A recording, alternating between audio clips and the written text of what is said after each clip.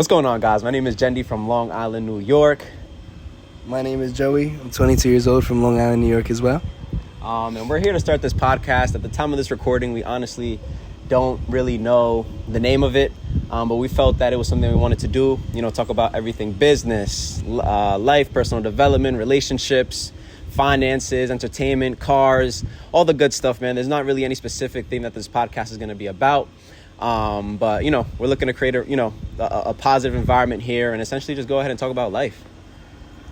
To add on to what Jendy said, a bunch of personal development, especially between the both of us. Obviously, in this little video that you're watching now, you're gonna get a little background of like where we come from and kind of like what led us here. But overall, we're trying to push past like our limiting beliefs, I guess, limiting beliefs, something like that. Beliefs, All right, limiting beliefs. And honestly, to be like quite frank with you, I'm super nervous. I absolutely hate this. I know I'm not gonna want to watch it back. I'm not gonna want to hear nothing at all. But I gotta start somewhere, so this is where we're gonna start off.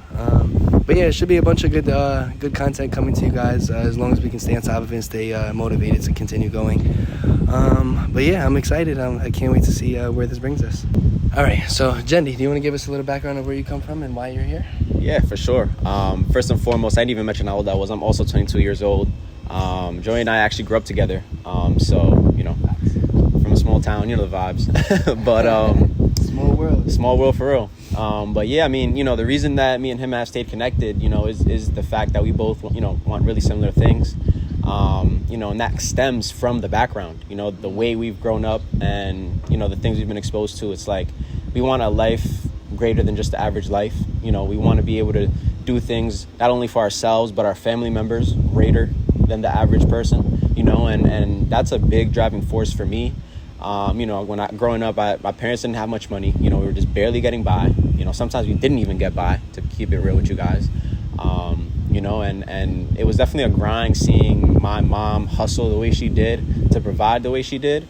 And it honestly taught me hard work. It taught me what it was to actually go out there and work hard and, actually give your last dollar to somebody else, because I'm sure there were times when my mom wanted to go and do things for herself. Maybe she wanted to go get her hair done. Maybe she wanted to go buy herself a little shirt, some pants, some shoes, whatever the case was, and she couldn't. Why? Because she had kids she needed to provide for. So, that selfless mentality was something that I definitely got from her, and it honestly drives me today because now, that you need to be selfless in order to actually create a real abundance in life. Because at the end of the day, we're here on this earth to help each other, and if you're not providing value, to the people around you, you're a leech, to be real, so at the end of the day, we're here to just do better, and right now, currently, I am an entrepreneur, thank God. I've been an entrepreneur since I was 19. I worked my last job,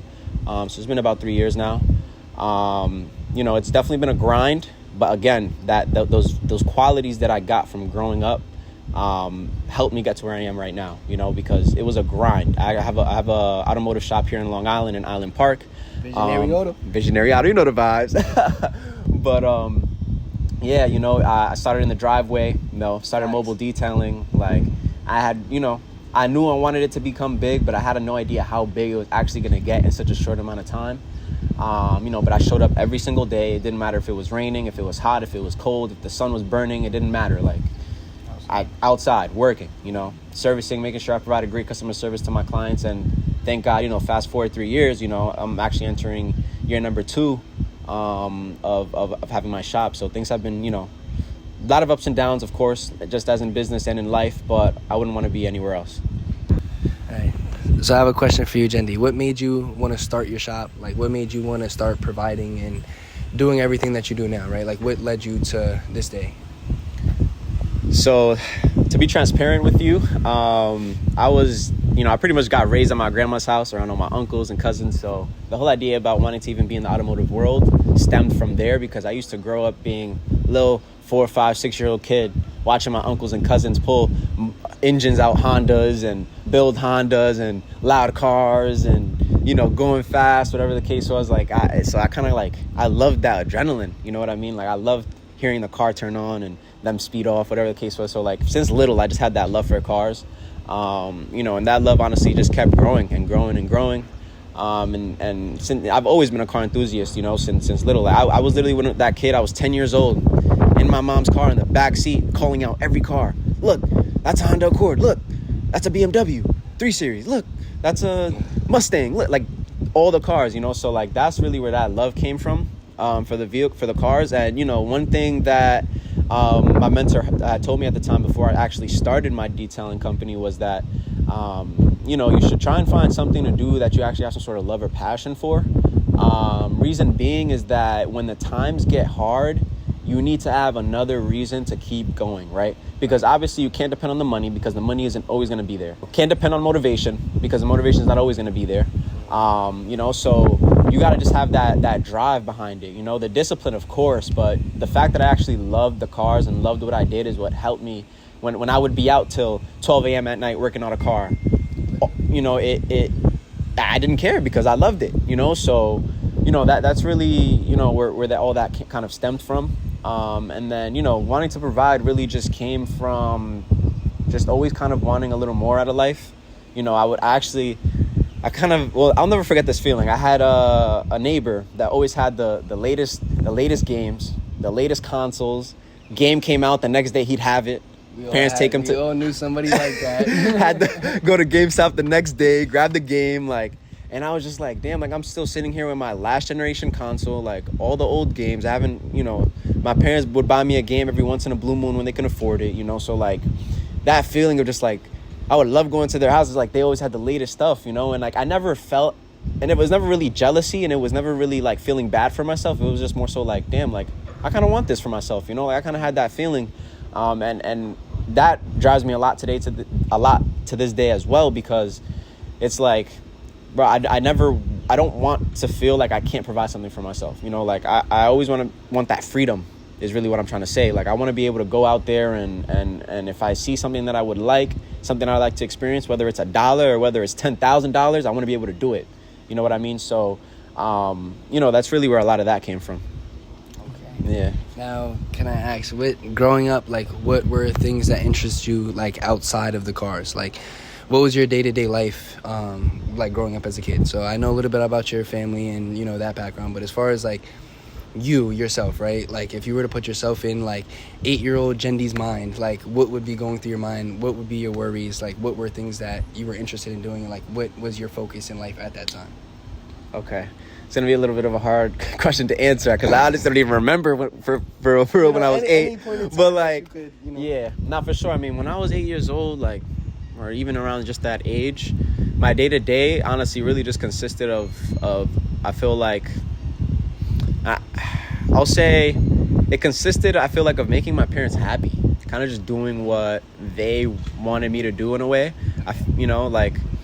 That's really what I remember most of, and I feel that's where I really got kind of my people-pleasing character traits from, which of course, people-pleasing is always great, that's why I kind of get a kick out of helping people and being able to provide value. That's why it makes me happy, it makes me fulfilled, I guess, because I kind of grew up that way.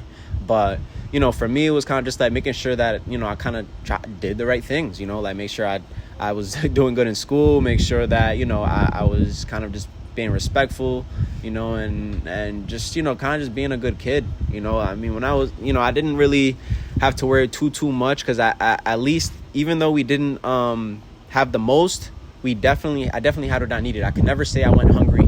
You know what I'm saying? I can never say I have a bed to sleep in. I can never say we have a roof over our heads. I was always safe. I was always fed, and I was never cold.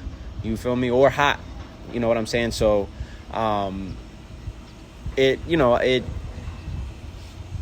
feel that's the perfect environment, to kind of cultivate how I am now and kind of the goals I'm going for, because I didn't suffer to where, it might have really, really held me back now and day in a way. I had a good foundation, you can call it. I didn't have to essentially build a foundation. I had a great foundation where I had at least a place to sleep and stuff like that, food to eat, no matter what my financial situation was like. But, I didn't have enough to where I was complacent, to where I didn't have that drive to go get more, because we see that a lot, people grow up with everything and they don't really have the drive to go get more. It's kind of just they're just floating through life, you know, and since I didn't have that, you know, it was like, you know, it just kind of just made me want to go out there and get it. I like that. All right, last question for you. What was your fear around those times? Like, what was your biggest fear? Like, in them times, like, if this ever happens, my life is over. Like, you know what I mean? Or, you know, like, what was your biggest fear, right? Because it might be different than what it is now. And then the follow-up question for you is, has it changed? And if it has changed, what is it now? My biggest fear at the time, to keep it a buck, was dying. So, yeah, seriously, not real life. Because you weren't worried about money and yeah, whatnot. Exactly. As a little kid, I wasn't exposed to you know, the finances like that. I just knew that I just knew better than to ask for expensive things, you know. But I wasn't too in tune with the finances and stuff like that.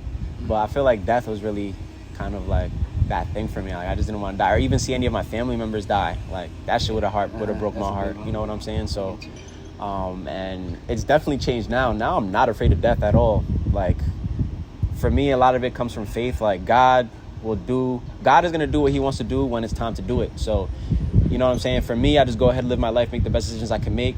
And I know God got me. You know, if it's my time, it's my time. You know, if it's not, I'm going to keep going and continue to better myself, because, you know, that's all we really can do. You know, we have no control over when your time is called. And, you know, for me, having that fear, you know, especially having near-death experiences, like, for me, it's like, bro, I'm just here to live the best life I can while I'm here.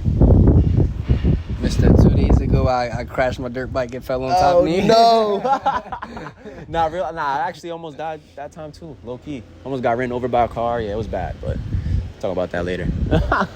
But yeah, I mean, what about you, man? What's up with your background, you know, and kind of what you had going on in your childhood, and what kind of made you the person you are today? All right. Okay, so my name is Joey once again. I live in Long Island, New York. I've been here for the past, 12 years, I want to say, maybe a little bit more. I grew up in Baltimore, Maryland. I was born and raised somewhat there, and then kind of bounced around with my dad a little bit. He was in the military, so we were constantly moving. Ended up in Virginia for a couple years, and then we moved here in third grade, I believe. So yeah, I've known Jendy, since pretty much around them times. We played baseball together, we did wrestling together, we played football, we did all these things together, and that's kind of what kept us in tune. A lot of the people that we grew up with kind of fell off in certain ways, especially after the sports and school and everything like that ended. I don't really do things like this. Like I said, I'm very nervous, obviously. I'm sure many of you can probably tell. But when I do say that I'm down to do something like this, there's a reason that I'm down. And there's not many people that I'd say that I'm down to do something like this with, just because I feel like it's a waste of time. You know what I mean? A lot of the things in this life, you'll start to realize that time is very valuable, and that's the one thing you can't get back, right? Money you can get back, everything else you can get back. You can't get back time. You know what I mean? So I'm not here to waste my time, and I'm not here to waste his either, So a little bit about myself. In my childhood times, I guess you can say, growing up, obviously I had a mother and a father. That's how I was born. My dad got custody of me when I was 9 months old. My mother was going through some things, some family issues with herself, and she kind of fell off the tracks, I guess you can say.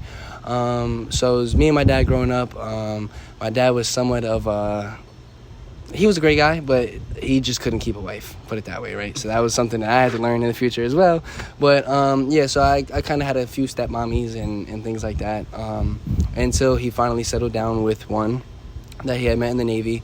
We moved out here with her. She had 2 kids, which is my brother and my sister, Kaden and Eva. So shout out to you fucking big heads.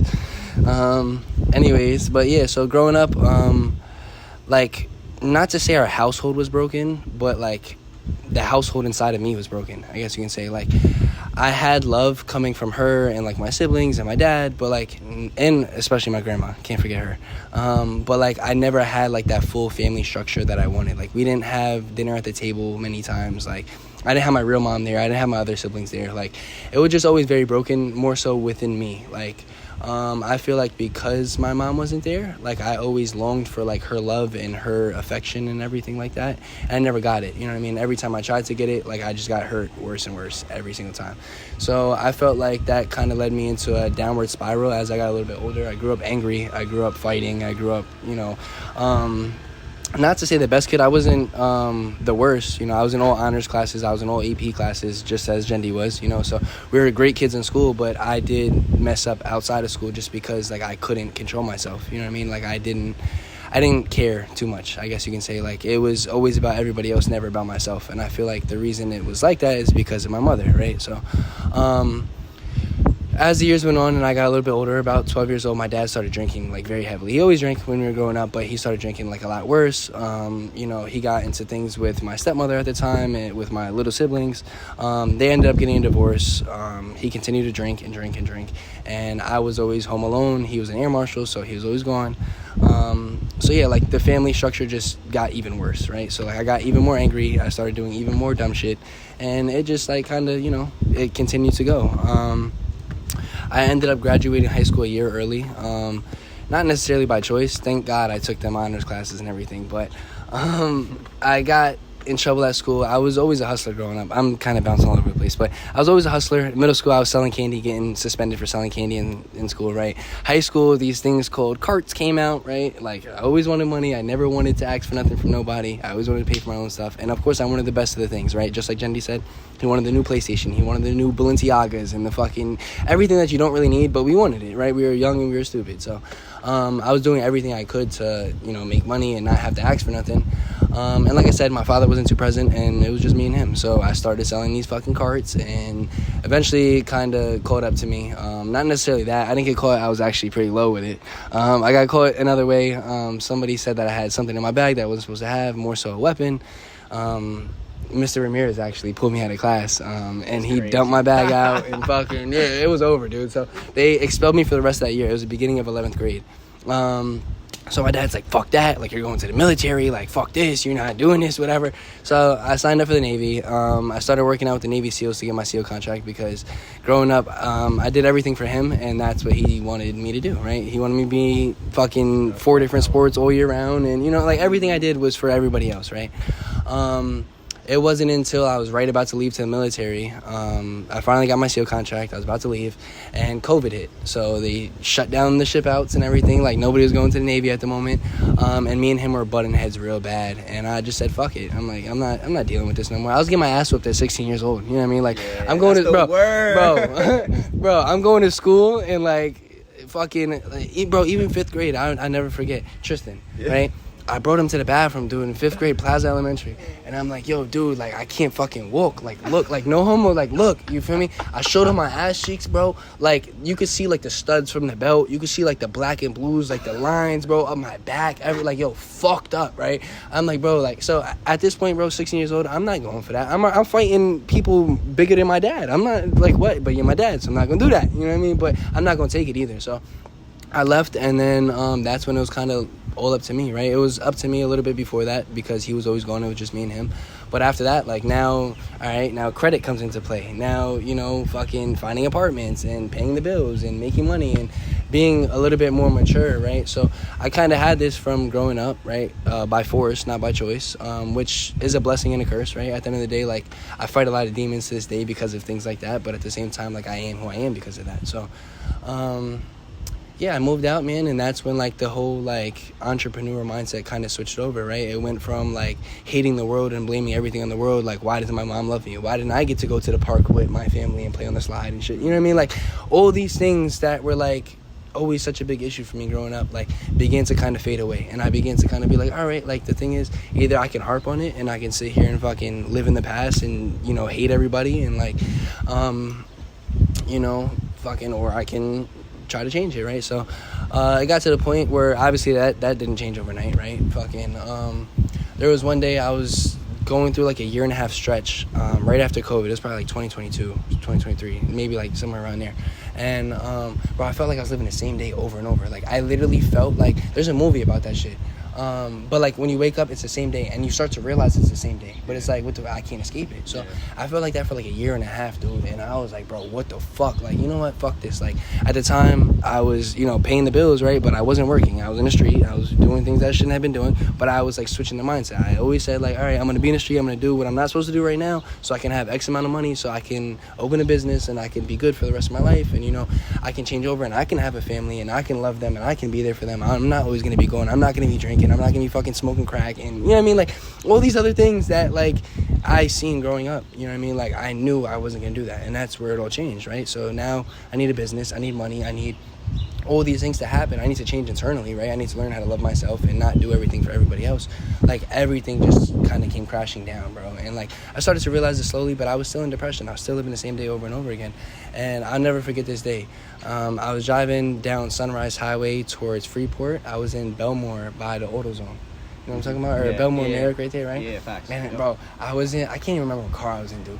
I was in a fucking car, right? I think it was a rental. It must have been like M4 or something, right? I'm going like 160 on fucking Sunrise Highway, dude. And I'm like, you know what, fuck this. Like, bro, I'm hysterically crying. I'm like, fuck this. Like, that brick wall looks good right now. Like, the fucking, like, fuck it. You know what I mean? Like, let's just go. Yeah. So, like, fucking, I'm like, you know what? Like, I'm convincing myself, right? Like, and I keep passing, like, the brick walls to go under the train track. So, like, I'm like, all right, like, the one right before the Mineola exit by the Jones Beach into Freeport, I'm gonna hit that shit, right? So, fucking, like, I get like a quarter mile away and I'm still going full speed and I'm like, fuck, do I hit it? And I'm like, don't hit it, dude. So, like, I convinced myself not to hit it. I fucking pulled over right there, right in front of that little gas station as soon as we entered Freeport, and I called the suicide hotline. Mind you, bro, like, I'm like the manliest man. Like, you not about to bitch me. I'm not pussy. You're not about to play with me, right? Yeah. So, like, that's how my mindset was at the time, right? Like, I thought I was the biggest and baddest. Like, I don't ask for help. I'm not, what the fuck is a suicide hotline? Like, You feel what I'm saying? My pops would have heard some shit like that growing up. He'd be like, bro, you pussy? Like, he would have whooped my ass just for that. You know what I mean? So, it's like, you know, I, like, at the time, it was I was very vulnerable, bro. And I didn't know what I was doing with myself. And I'm just like, bro, like, this is my last chance. Like, this is my last chance. Like, this is it. You know, like, I do everything for everybody else. Like, this is the one time I'm about to be selfish. Like, this is the one time that, like, I want something and I don't want to hurt no more, bro. You know what I mean? That's what I wanted at the time. So you know, fuck this. Like, so I call, right, and bro, the person that answers, right, and nothing against these type of people, but in a situation like this is kind of like the last thing that I would expect. It happened to be a gay guy. Okay. So as soon as he answered, you know, like, with the voice and everything, like the tone, right, I was like, you playing with me, dog? Like, you playing with me right now? Like, what the fuck? Yo, so I'm like, that's crazy. So it's like, it doesn't bother me, but it was more so the fact that I'm like, bro, I'm a man, like, you know what I mean? I'm like I said at the time, I'm the hardest of the hard. You know what I mean? So it's like, you coming to me with like a girly voice, like, I didn't think he was gonna be able to help me. You know what I mean? So, like, it took me a split second to, like, kind of be like, you know what, fuck it. Like, it is what it is. Like, I'm going through the worst right now. Like, I'm here for a reason, right? So, like, you know what? Any help I can get, bro. So, we started talking, you know, and, bro, we were on the phone for 3.5 hours, and it ended up being, like, me crying and spilling everything, and, like, he was like, dude, like, try therapy, right? And, like, growing up, therapy was another one of those things where it's like, we don't do therapy. Like, we don't need help. I don't need anybody else involved in my life, you know? So yeah, I continued, I continued to kind of live that way, but I also tried to make a change, right? So I started going to therapy. I absolutely love my therapist. We've been going to therapy ongoing for like 3 years and some change, maybe a little bit more than 3 years now. And she's the absolute best. She lives in Louisiana. We FaceTime. We use this app called BetterHelp, which I actually told you about yesterday, right? So it's like, I vouch this for everybody, even like the toughest of the tough, the biggest of the big. Like, that is something that I feel like everybody needs, because at the end of the day, everybody has their own story, and everybody kind of ended up where they are today because of a reason, you know. And, you know, everybody has their own things to battle. So at the end of the day, bro, any help is help. You know what I mean? Is the best way I can honestly put it to you. So don't ever think that, like, reaching out for help is harmful.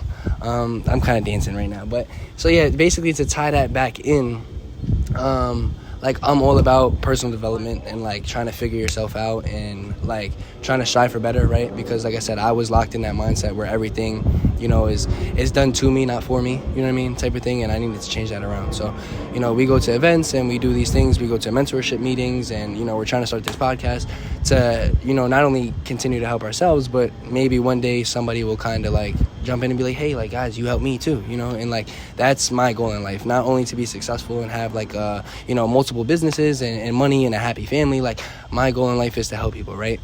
My biggest, like, limiting belief, like I mentioned before, was being seen on camera and, like, worrying about what other people think, right? In person, I could give two fucks about what you think, but when it comes to this video and this internet shit, like, it's a little bit different for me. So, yeah, we're trying to get over things and trying to inspire other people to get over, you know, the things that they go through, or, you know, kind of move past the past and, you know, create a better version of themselves, I guess. But yeah, that's kind of, I guess, how I ended up here, man. A life of hurt and just wanting for more and wanting, you know, better. Yeah, 100%.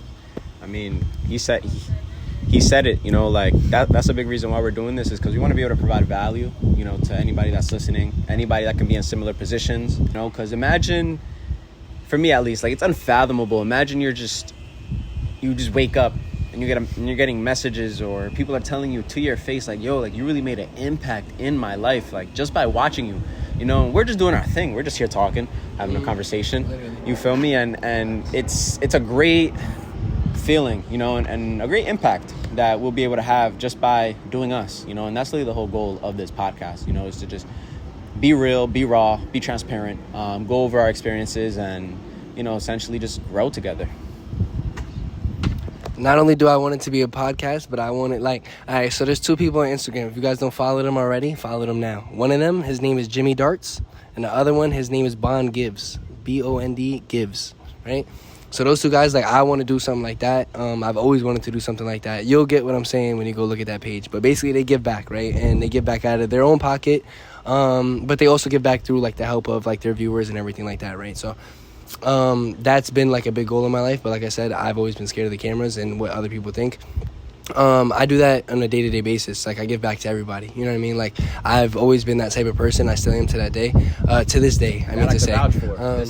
He's always been anything I could do. Like, I've hosted food drives. I've, even in middle school, dude, walking around with the little UNICEF boxes, collecting change or whatever and stuff like that for Halloween, things like that. Like, I used to, anything I could do, I do it, because, like, that's how I find the most fulfillment in life. You know what I mean? So if I could go travel the world and build houses for people, or just go on the street and pick up homeless people and redo their whole life for them, you know what I mean, I would do that in a heartbeat and do nothing else but that. You know what I mean? But like I said, I've always stopped myself, and I never was able to get to the point where those 2 people are, you know, where they're able to do that on a daily basis, and it doesn't kill them, you know. So yeah, man, I do it out of pocket for now. Hopefully later on, you know, something is able to fund that to where I don't need to make any money. It's a nonprofit, and it just goes back to the communities. You know, that is where I feel like I can look back on my life and say, like, I did what I was supposed to do. You know what I mean? Eventually, like I said, I love, like, but that would be so dope. We go to, like, Nicaragua. We go to, like, all these countries that are less fortunate, you know what I mean? And you build housing complexes or schools and things like that, water wells, real you know change. what I mean? Like, Real real things, you know what I mean? Like, that's, like I said, I don't get me wrong, growing up, I wanted Bugattis and I wanted a $50 million house and everything. If that comes, if that's in God's plan, fucking I love it. It's amazing, right? But if I need, you know, regular house, a 6-bedroom, whatever, for my family, my nice large family, happy family, right, on a nice little piece of land with some regular cars, you know what I mean, I'm perfectly fine with that, as long as I'm able to say that I was able to help as many people in this world that I possibly could, right? So I lower my expectations, and instead of looking at the materialistic things in life and saying, like, that's what means whether I succeeded or not, now I look at, like, the value of life. You know, that to me is what's going to show me that I succeeded or not. So yeah, that's pretty much the goal for this. So I hope you guys continue to tune in. The more we do it, the better we'll get. So please bear with me while I keep looking around and everything that I have to do until I get used to this. So thank you. If you stayed this whole time, you're amazing, and I hope you continue to watch. For sure. You guys have a fantastic day, night, morning, whenever it is that you guys are listening to this. And give us a follow on our Instagram page, Evolved by Experience. Our personal Instagrams as well. Mine is mr.visionry. Mine is, I'm going to change it, but mine is _spazb. You know the vibes. But guys, until the next one, let's get it.